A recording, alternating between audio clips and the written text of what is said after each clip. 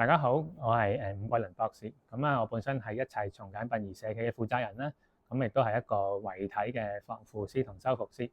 我自己嘅工作咧就都會做好多生死教育嘅推廣啦。唔一定係講過身之後嘅，生前死後啦，或者我哋所謂生老病死啊，或者生養死葬啊，其實喺一個香港老年化嘅社會咧，其實對於每個人嚟講都息息相關嘅。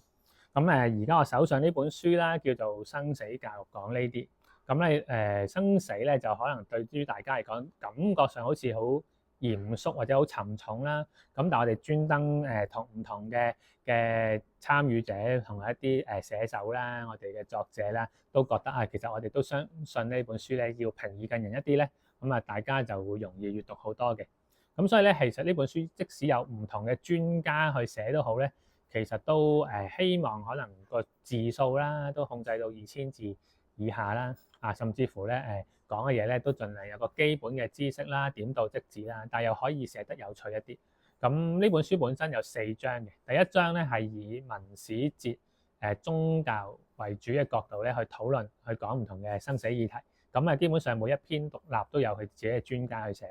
嘅。第二章咧係講關於可能喺醫療同社福為主啦，一個比較實用啲啦，喺生活層面會遭遇到嘅唔同嘅情況啦，咁令到我哋咧其實可以喺知道除咗頭先我話文史哲宗教比較係價值觀文化導向啲，但係已經去到一個好實用咧生活層面嘅嘢。所以第一二章咧都係唔同一啲嘅專家去分享啦。第三章會特別少少嘅，就以當時咧喺19年出書嗰段時間一啲喺唔同大家可能一啲喺資訊啊，或者喺娛樂上啊，或者一啲社會嘅熱話嗰度咧究竟曾經點樣討論生死咧？甚至乎有啲電視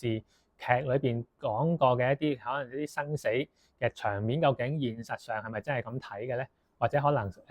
即係韓國啊，或者外國都有啲話僵屍片喎，究竟僵屍係點樣走出嚟嘅咧？係咪真係有僵屍嘅咧？點解會有呢啲嘅娛樂嘅成分慢慢會出現咧？呢個喺熱話上嗰度咧，我哋會多少少有趣嘅討論嘅。至於第4章咧，我本身咧喺18年同19年咧都有帶一啲教育大學嘅學生咧去台灣，我哋參加一個叫生死教育嘅學習